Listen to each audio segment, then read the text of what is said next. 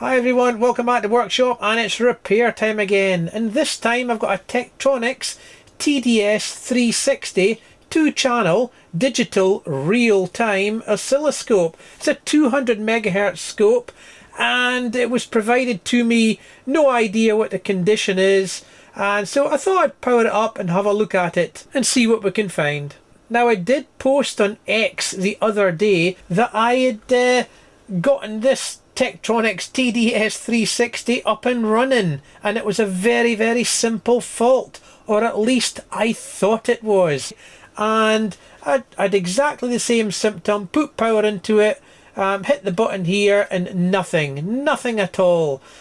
So I went inside the unit, and the output connector from the power supply, I just gave it a little wiggle, reseated it, and put power back on, hit the button, and it burst into life, and I thought I'd fixed it. Thought it was just a dirty connector. But this morning I've powered it up again just to double check, and I'm getting absolutely nothing yet again. So it's all ready for power up. I've got power coming in the back. Let me just hit the button and you get absolutely nothing.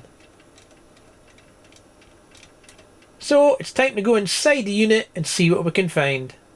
Now, I do actually have the service manual for this oscilloscope, and it contains a bunch of schematics obviously and block diagrams. So I've got the block diagram up on here for the initial testing of the low voltage power supply.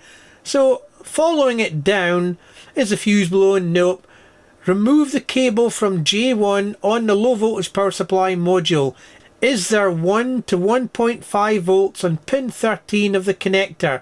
Yes or no? Now, there's not much else we can do around that troubleshooting guide there. This is just the one piece of information here that I think I need to go forward. Is there 1 to 1.5 volts on pin 13 of J1? Well, let's take a look. Okay, so that's J1 there. What you're seeing in the background there is the actual power supply module itself. I'll just zoom in here so you can see the connector. And the pin in question is this one at the far right hand side. So let me set things up and we'll check the voltage output from the power supply on that pin. Okay, I've got power going into the scope and I'm using the chassis as my 0 volts. Let's go in and check that pin 13. And that's the standby voltage. I can get in there. And yep, we've got 1.3 volts. Perfect. No problem there. Right, so the next thing I want to check, I want to make sure that this push button's working okay. So the on-off push button interfaces via a flat flex membrane that encompasses all the push buttons, I believe, onto the display board, which is mounted behind here. So let's take a look, see if we can see that. So down in there, that's the flat flex from the keyboard membrane, and interfaces with the display board, which is mounted in there. Not sure if you can see it down through these holes, but it's a small square board about that size. And then that on-off signal just basically goes straight through that board and up and out on this large flat flex here. It doesn't interface with any of the electronics, it just goes down and through the board. And here's the other end of that large flat flex interfacing with the main CPU board. So the on-off switch makes its way up onto this connector here. So what I'm going to do is I'm going to ground pin 12 of the connector here, and let's see if the scope powers up. Because it could be quite simply that that button is no longer working properly. So I've got it all hooked up, I've got power going in the back, and I'm just going to ground pin 12 here with my crocodile lead, and we'll see what happens. 16, 15, 14, 13, pin 12. Aha! Yes! Hope you can hear that. The fan's running, LEDs are on, and hopefully in a second or two we should see the CRT. Yep, that's it. So can I actually turn it off? Let me just clear the menus. Nope, that button's doing nothing. So let me go back on to pin 12 again, and let's see if I can power it down, because I'm sure that's a momentary push button being on a flat flex. 16, 15, 14, 13, pin 12. Yes, it powered down. So we've got a problem with that push button there, and I hope it's not a damaged flat flex. So let's take off the front panel and have a look. So there is the power on off switch, contact S1, and that interfaces to J40 on the front panel board, which then links directly through onto J30 on the front panel board before it goes away out to the main processor board. Now you can see that on the front panel board, the two contacts from the power button, one of them's grounded, and the signal just goes away off onto pin 12 of J30 before it goes away off to the processor board. There you can see the flat flex there and the keyboard membrane, and you can see the rubberized conductive pads there, and this one down here is the power button, and it looks pretty good. It doesn't look like it's gunked up or anything like that or lost its conductive coating. Doesn't look too bad. And here is the on-off push button contacts themselves, which interface with that conductive pad, and it looks like somebody's been in here before with some conductive paint. It's a little bit of IPA to start with, just to see what sort of dirt comes off.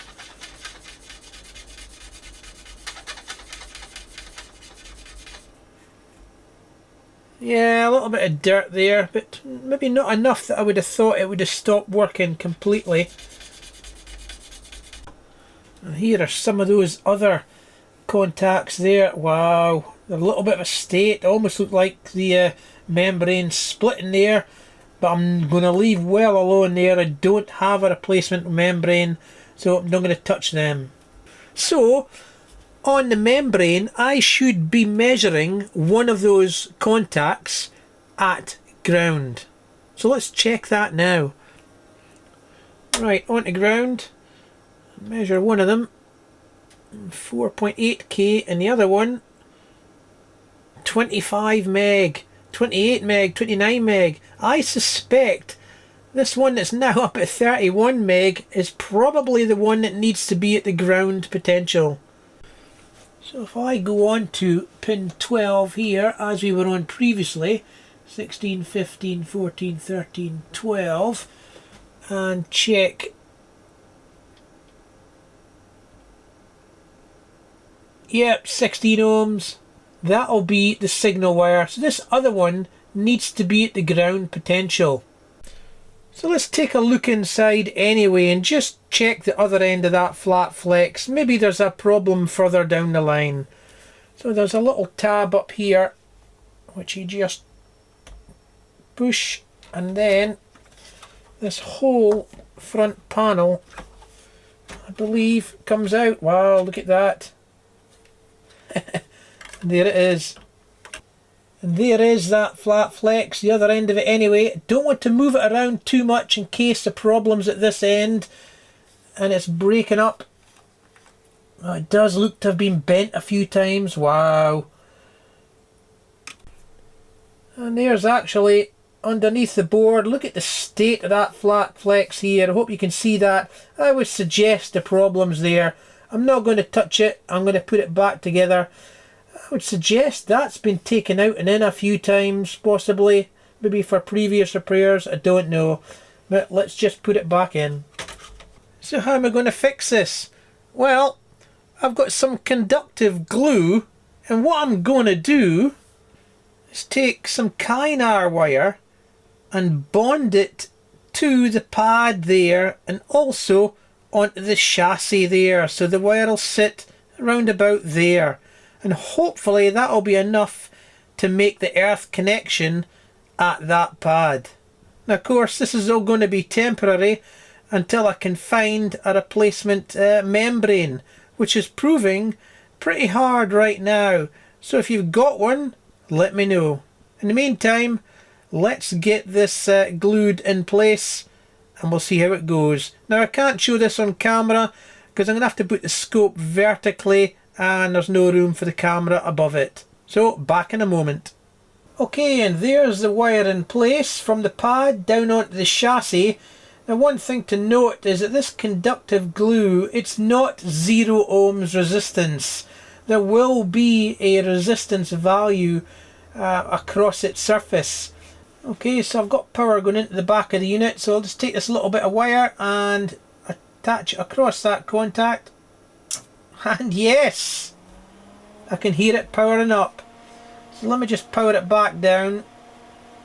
I'm hitting the contact again. There we go, that worked perfectly. Well, if it works with the wire, let's try it with the actual rubber pad on this membrane itself and see what happens.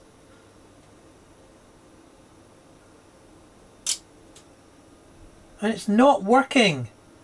Don't know if you can hear that, but I hear the relays click, but it looks like they click right back off again. Let me try one of the other ones.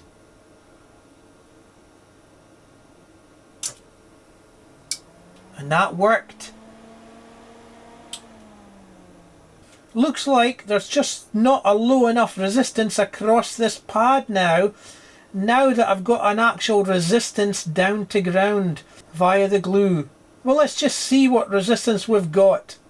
And we're actually getting 1.7 ohms. That's great. A lot lower than what I thought it would be. Now I can replace that pad. You can get them. You cut this one off and glue a new one on. But before that, I'm actually going to try some of this conductive glue again and just smear a very thin coating on that pad, allow it to dry, and we'll try it again. Okay, so I've put some on there, and I'll just use a small screwdriver here, a nice thin tip on it, and let's see if I can smear a little bit of that very thin coating onto that pad.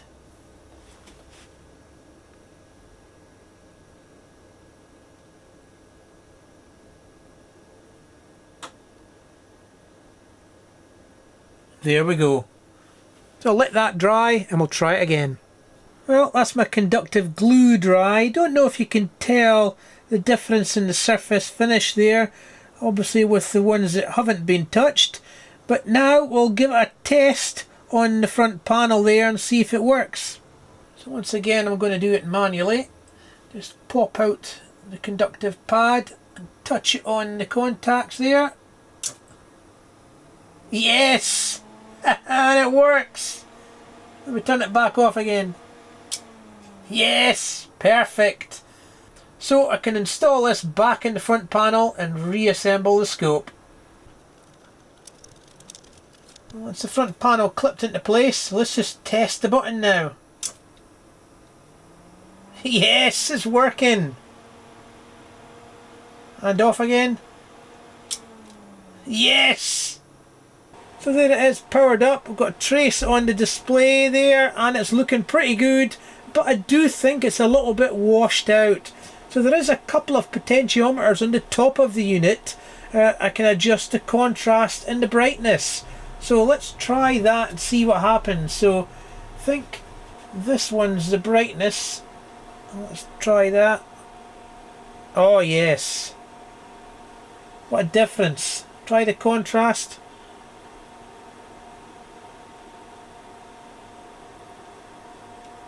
And the brightness again. I think it's not too bad like that. So let's try switching it off again. Yes, perfect. So let's put the case on now.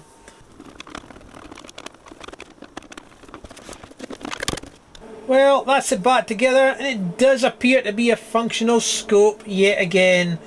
Now it does need that membrane replaced, and if I can get a hold of one, or if the owner of the scope can get a hold of one, then I'll obviously refit that at a later date.